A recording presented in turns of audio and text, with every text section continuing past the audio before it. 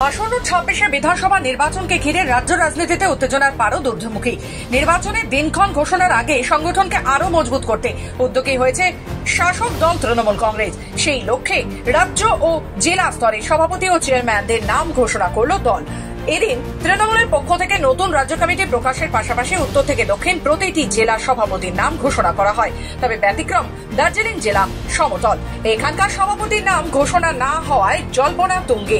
পাহাড়ে এলবি রায় ও শান্তা ছেত্রের ওপর ফের ভরসা রেখেছে দল।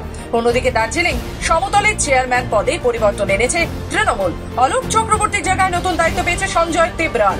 প্রসঙ্গত, দার্জিলিং সমতলের সভাপতি হিসেবে এদিন দায়িত্বে ছিলেন প্রাক্তন উন্নয়ন মন্ত্রী রবীন্দ্রনাথ ঘোষের কন্যা পাপিয়া ঘোষ। তার নেতৃত্বেই শিলিগুড়ি পুর নিগম এবং মহকুমা পরিষদে বামেদের গড়ে তৃণমূল কংগ্রেসের সাফল্য পেয়েছে।